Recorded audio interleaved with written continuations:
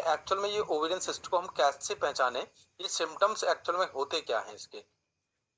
अगर देखिए ovarian pen है, सॉरी सिस्ट है, तो ये पेल्विक पेन होता है। पेल्विक रीजन क्या होता है, जो हमारे हिप्स का जो हड्डी का एरिया होता है, हिप्स के आसपास जो हड्डी का एरिया होता है जिसको हम कूला वगैरह बोलते हैं, ये पेल्विक रीजन होता है। और ये जो पेल्विक रीजन होता है, जो इसकी रेंज होती है, ये डल हो जाती है अगर ओवेरियन सिस्ट का निर्माण होना शुरू होगा, और निर्माण होने तक। और इसमें जो सेंसेशन होती है ना, एक सीवियर या सडन पेन की होती है, जिसमें उन्हें लगता है कि बैठने उठने में दिक्कत हो रही है, कूलने में दर्द हो रहा है, चलने फिरने में प्रॉब्लम हो रही है, और वो तमाम सारा दर्द की गोलियां, हाँ ये करवा, वो करवा, सिकाई करवा, फिजियोथेरेपी करवा, ये तमाम सारी चीजों को करवाने के बाद में वो हार जाती हैं, और फिर कहती हैं कि इससे कुछ नहीं होता, उससे कुछ नहीं होता, क्योंकि हमने न तो उनके सिम्टम्स को समझा और ना ही एग्जैक्ट प्रॉब्लम पर हमने वार किया। हम धकाधक किस पे लग गए, भाई पेन हो रहा है इनको, कूले में पेन हो रहा है, और कूले के पेन का इंतजाम करो, इनको पेल्विक पेन हो रहा है। वो बार बार कह रही हैं कि मेरे को हिप्स से इधर साइड में ऐसे दर्द हो रहा है, और हम कूले पे लगे हुए हैं। ठीक है। इसमें जैसे ये जो ओवेरियन सिस्ट है, इसका एक और ये है कि पेन ड्यूरिंग सेक्स, यानी कि सेक्स के दरमियान भी पेन होता है इसमें। और बहुत सारी ऐसी चीजें हैं जो कि अगर खाली पेट हो तो उस समय भी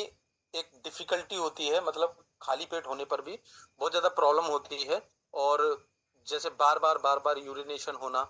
ठीक है ना, हैवी पीरियड्स का होना, इरेगुलर पीरियड्स होना,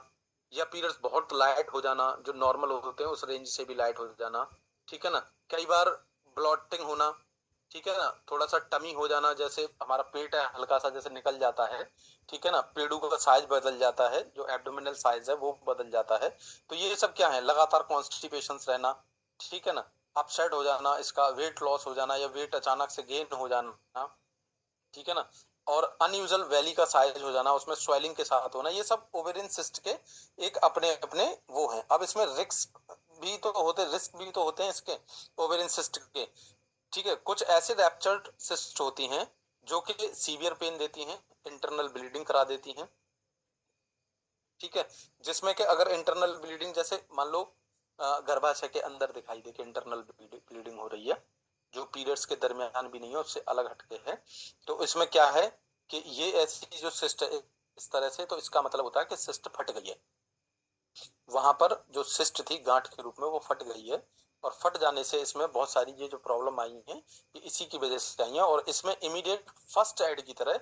मेडिकल अटेंशन लेना बहुत जरूरी होता है, ठीक है ना। एक टाइप का क्या होता है इसका रिस्क, जैसे टॉर्सन होता है। टॉर्सन में क्या होता है कि जो ओवरी है वो ट्विस्ट हो जाती है, माने ऐंठा खा जाती है, यानी जहां पर फैलोपियन ट्यूब से ओवेरियन का जो साइड होता है, जहां पर ये सिस्ट का निर्माण होता है, वहां पर ट्विस्ट हो जाती है। और वो ट्विस्ट होने के साथ साथ क्या करता है, अपना खुद का जो ब्लड है वो सप्लाई करना शुरू हो जाती है, ठीक है ना। और जो ब्लड का फ्लो है वो फ्लो क्या है, स्लो डाउन हो जाएगा, जिसकी वजह से पेन होना शुरू होगा। तो कई बार पीरियड्स के समय में बहुत भयंकर पेन होना शुरू हो जाता है, या फिर मान लो पीरियड नहीं है तो भी पेन होना शुरू हो जाता है। अब उसके बाद में जो एक और भयंकर तकलीफ बनती है, जो ये है, लेकिन ये रेयर चांसेस होते हैं, कई बार होते भी नहीं है, पर डॉक्टर्स एक बार इसमें बहुत सारा चालाकी पैदा कर देते हैं कि वो इस सिस्ट में होने वाले इस तरह के सिम्टम्स को कैंसर घोषित कर देते हैं, और तुरंत पूरा यूट्रस को बाहर निकालने को लेकर खत्म कर देते हैं इन चीजों को। लेकिन ये रेयर केसेस होते हैं जो ओवेरियन कैंसर के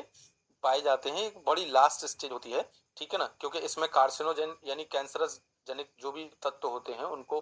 किसी भी तरह से जो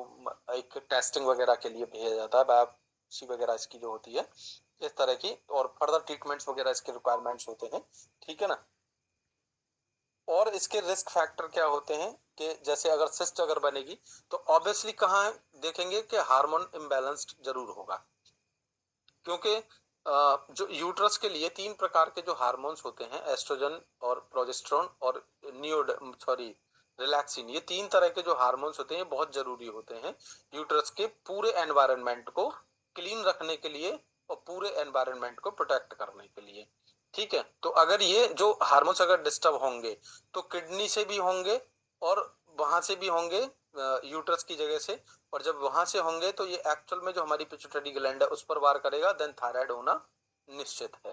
थायराइड हो जाएगा फिर उसको। अब चाहे वो हाइपोथायराइड हो या हाइपरथायराइडिज्म हो, सूखने वाला हो या बढ़ने वाला हो, ये अलग टाइप का फैक्टर है। इनफर्टिलिटी की प्रॉब्लम होती है, वुमेन बहुत सारा इनफर्टिलिटी का ट्रीटमेंट कराती फिरती हैं, उनको कई सालों से बच्चे नहीं हो पाते हैं, कंसीविंग नहीं हो पाती है, इस तरह की, ठीक है ना। और बहुत सारी इस मतलब कॉम्बेट वगैरह ऐसी कई सारी दवाइयां वगैरह होती हैं, उन दवाइयों को इस्तेमाल करना शुरू करती हैं, क्योंकि ये धीरे धीरे करके ब्रेस्ट में गांठ डालता है, और ब्रेस्ट जो है ये कैंसर का रूप लेना शुरू कर देती है, और इसके भी तमाम सारे फिर टेस्ट वगैरह होते पड़ते हैं, मैमोग्राफ वगैरह ऐसी चीजें, ठीक है ना। अब जैसे अर्ली पीरियड्स होते हैं, जैसे मान लो कई बार जो हमारी छोटी बच्चियां हैं वो भी इसके गिरफ्त में आ जाती हैं, तो 10 साल 11 साल की बच्चियों को पीरियड्स होना शुरू हो जाते हैं, तो ये बहुत अर्ली एज हो जाती है, जबकि 14-15 साल समझ में आता है, ठीक है। लेकिन ये और भी मतलब शॉर्ट एज में भी स्टार्ट हो जाता है, तो ये भी कहीं ना कहीं उस इन्फेक्शंस का कारण होता है, और इन इन्फेक्शंस के तमाम सारे कारण होते हैं, जो कि ठीक तरीके से प्रिकॉशंस न लेना, ना ही अच्छी तरह से बाथरूम का इस्तेमाल करना, ठीक है ना, इस तरह की चीजें होती हैं। और जो ये तमाम सारे सैनिटरी पैड मिलते हैं एक गजब के ऐड वाले, और ऐड के माध्यम से टीवी चैनल्स वगैरह पर जो ऐड आते हैं, और तमाम तरह के जो सैनिटरी नैपकिन पैड्स का इस्तेमाल होता है, ये जो है सबसे खतरनाक और कार्सिनोजेनिक प्रोडक्ट हैं, जिससे कि कैंसर और कैंसर से संबंधित रोग या उससे हटकर कुछ होने के चांसेस ऑब्वियसली 100% रहते हैं ये, ठीक है। इस मेडिसिन में इसको जो कई बार देखा गया है, तो ये एक लिथियम सिस्ट के नाम से भी जाना जाता है, इसकी जो फॉर्मेशन होती है क्लोमिफेनी नाम से एक मतलब इस तरह का एक लेड जनरेट होता है इसके अंदर में, ठीक है ना, जिससे कि ये इस तरह का सिस्ट बनकर तैयार होती है। अब इसकी जो प्रिवेंटिंग है, जैसे कि हम अगर इसको रोकना चाहें तो ओवेरियन सिस्ट को प्रिवेंट किया भी जा सकता है, तो अभी जैसे मान लो प्रिवेंट कर रहे हैं तो इसको रोक सकते हैं हम, ठीक है ना, अगर समझने के बाद। लेकिन अगर किसी को हो गई है तो उसका तो ट्रीटमेंट है ना। जब इसको अगर हम प्रिवेंट करेंगे तो देखो, एक तो हमें बैलेंस डाइट लेनी है, तो और बैलेंस डाइट दुनिया में बहुत सारे लोग समझाते हैं, लेकिन ट्यांस वास्तव में अपने आप में खुद बैलेंस चीज है।